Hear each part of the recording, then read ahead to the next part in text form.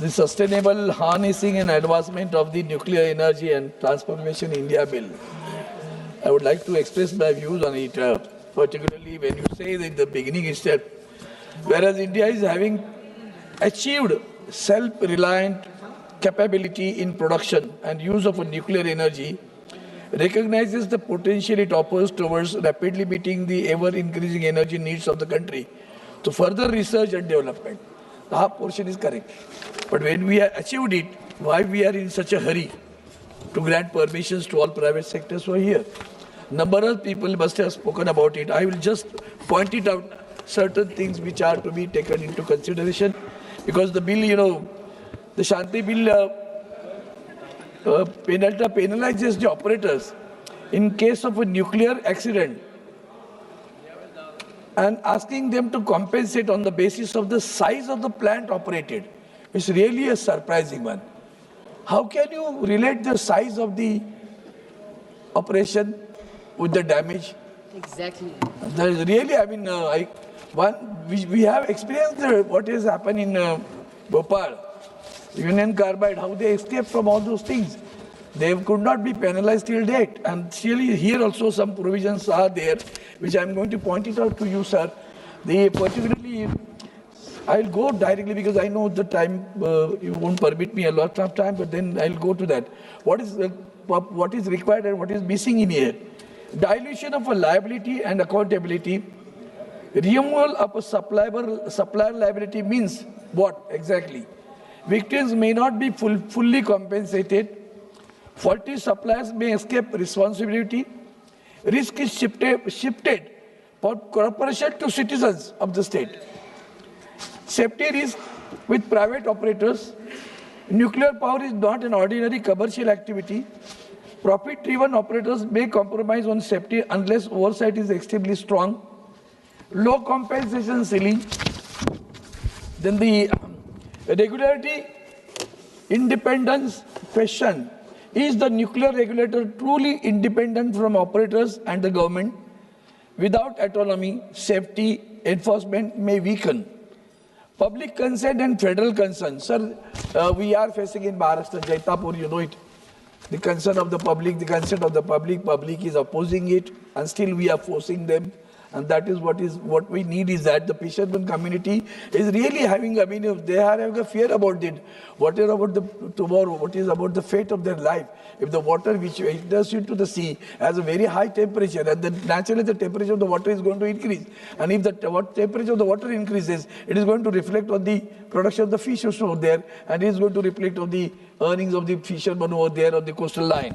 And that is what a very serious issue, and that is the reason they was opposing it consistently, and therefore public hearings should be given a nuclear waste is another issue, serious issue.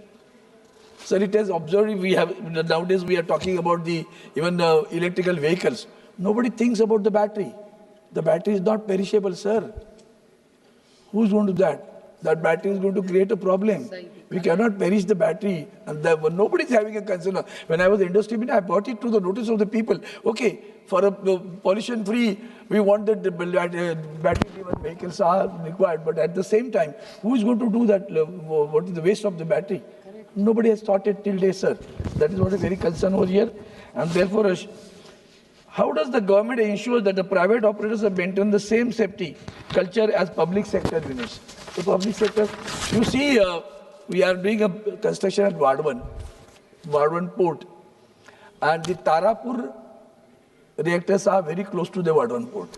Have you ever thought of his safety? A drone can come from the Vadhavan Bandar and watch the Tarapur entire reactors over there.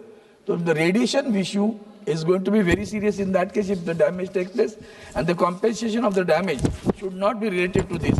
And finally, sir, two major points which I have come across, a rather surprising one. This is the point, sir. The clause 81 bill provides for exclusion of jurisdiction of civil courts. It provides that the civil court shall have a jurisdiction to entertain any suit or proceeding in respect of which the central government provides that no civil court shall have jurisdiction to enter any suit or proceeding in respect of which the central government, the board, the Nuclear Damage Claims Commission or Claims Commissioner is empowered to adjudicate. Under the bill, it further provides that no injunction shall be granted by any court or other authority in respect of any action taken or to be taken in pursuance of any power conferred by or under the bill. Oh my goodness, it is like the Commissioner of the Election Commission. He is being given freedom. He will not be questioned his authority. This is what we are providing here also. 81, 82 again. The bill provides for protection of action taken in good faith. What do you mean by good faith? Who is going to question that good faith? It's a good faith. I have taken action against the good faith.